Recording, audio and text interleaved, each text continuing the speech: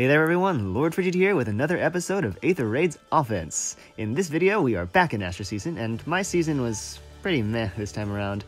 It wasn't bad by any stretch of the imagination, but there was definitely some room for improvement. For starters, the past two seasons have made it abundantly clear that playing near daily reset on the last day is a really bad idea.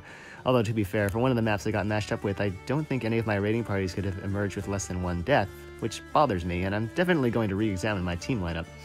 As a result, this will be a shorter episode, so let's go ahead and get into the battles. Today's first map is a box-ish setup with a rally element, with Ike carrying rally speed. Azura has aerobatics, which ensures that if Ike does use his rally, she will be able to reach him and substantially increase his range. I see a couple ways to engage the map here. A solid 2-range tank, preferably green, can go here. By breaking the Dark Shrine, you will ensure that at least the Seer can attack you after the rally trap triggers. One thing I ran into with this approach is that Azura will likely prefer to refresh Ike, who should kick things off by rallying the Seer or Crom from this location, blocking off one avenue of attack. However, Leaf must move before Crom, who should use to change fate in order to get a new action and launch an attack of his own. Another option is to force the enemy Azura to initiate combat, though the setup is fairly complex.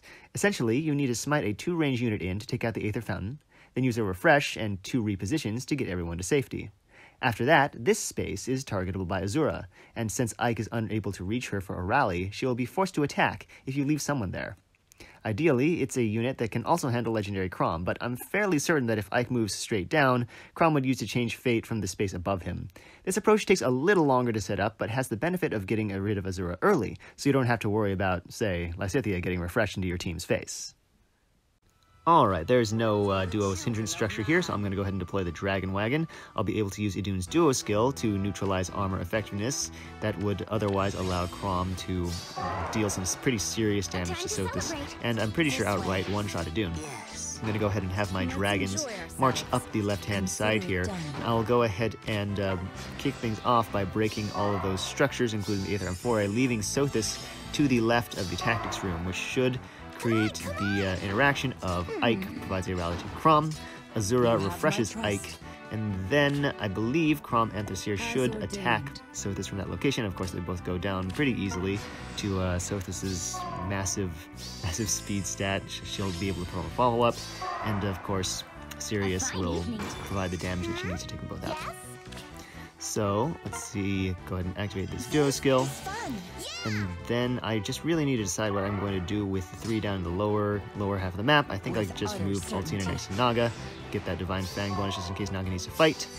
So, Ike rallies as expected, and okay, that's annoying. I should have seen that coming, actually. So Crom, he shouldn't be able to kill Idun, and apparently I forgot to turn on combat animations, that's fine. She gets some damage off, that's okay. I can probably work with that. Let me take a look. Alrighty, so, can Violet take a Crom? Okay, she can. Let me go ahead and do that. I'll kick it off with that, and then I believe I can actually have Altina reposition her. She doesn't have any debuffs, so she won't be penalized by killing intent unless Azura attacks first, at which point she will have Vantage, so it's not even really a problem. So let me go ahead and hit end turn here. Altina should be able to take out the 2 people who are able to attack her. I provide a rally, but Azura doesn't refresh because she can deal at least 5 damage, and the Seer will go down to advantage. So that's perfectly fine. Now let's take a look. I think I can actually hinder Ike's advance here, and what I'll do is I'll do that by placing Byleth just outside the edge of Leaf's range, meaning that she does threaten him. So Ike will provide a rally to Leaf. But then Lysithea and Leaf will then advance while Ike remains stationary. That's kind of my goal here, so let me take a look. So that rally should be coming out, and there it is. Sweet. Okay. Oh, perfect.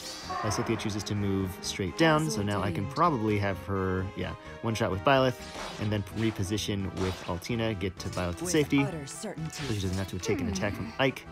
I think, actually, Altina could have eliminated Ike with a Twin Blades activation to cut through his 80% mitigation, but this will serve me just fine. In fact, it's probably better that way, since Idun was in a position to threaten Leaf, so if Ike didn't deal at least 5 damage to the unit, then he may well have just opted to provide a rally. Okay, so Naga can KO Leaf, so I'll go ahead and reposition Violet in to take the Aether Fountain and finish the job.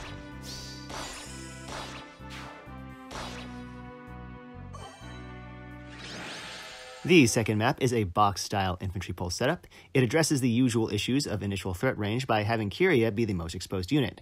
She's annoying enough to deal with even before the massive defense stacking on her and her nearby allies. There's also a rally trap element, where Ophelia can warp to Thrasir for the rally up attack plus and get refreshed by Azura for extended movement range. This map is pretty rough. The absolute best way to approach it is to use a Divine Fang boosted 2-range tank to hit Duma from here, and Pulse Smoke the special cooldowns off of the mages, though that is a pretty specific setup.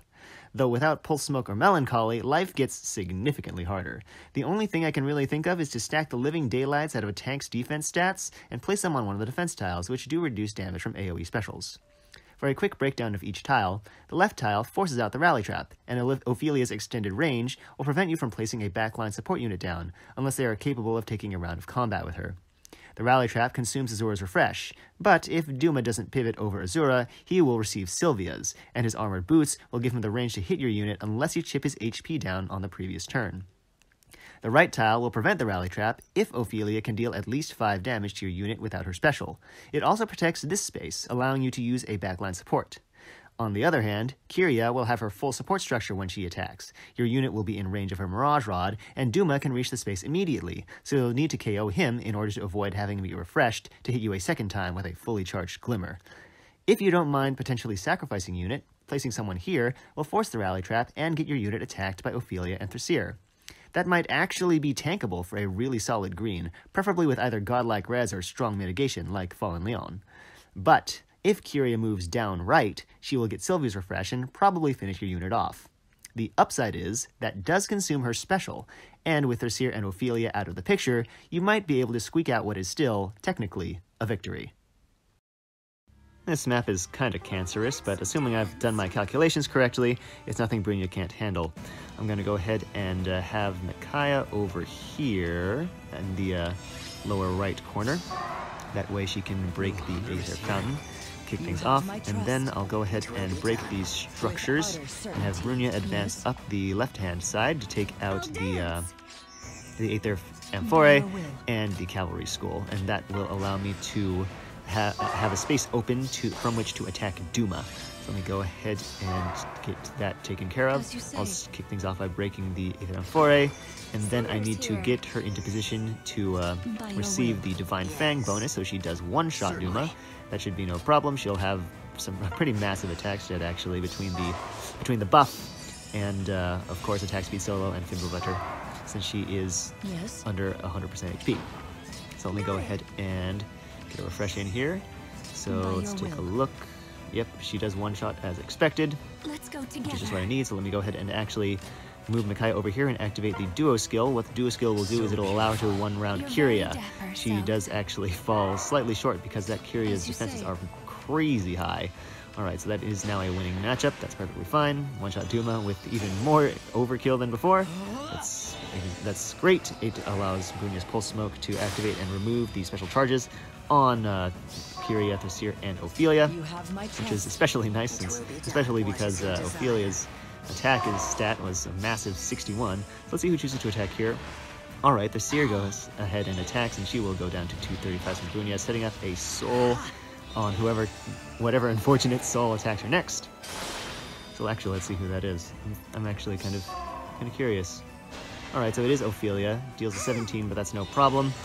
Brynja almost one-shots her, just barely misses it with 1 damage, but that's okay. Doesn't really matter. So let's see here. I'm thinking probably Kyria next, right?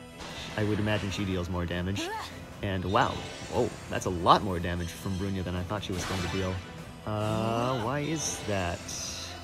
Oh, I totally forgot that Thrasir's Efinger applied more debuffs to both Kyria and Azura, which of course increases the dominance damage further. Alright, perfectly fine. So now it's just clean up from dealing with Sylvia. So I'm just going to go ahead and play this one out. The Aether structures are already taken care of, so I don't have to worry about those. And this should be a pretty quick conclusion to this map. I'll dance. Consider it done. A little nervous here. By your will. Certainly. It will be done.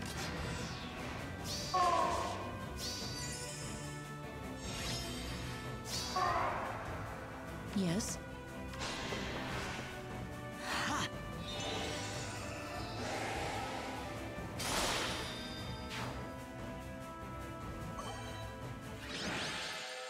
And that is it. I hope you all enjoyed this episode of Aether Raids Offense, such as it was. I haven't had an Astra season quite like this one in a while. Oof. On the bright side, this light season should be much better since we're getting a third week of bonus unit air. So hopefully I'll see you all again in a week with another episode of Aether Raids Offense to cover that. As always, thanks for watching, and I will catch you next time.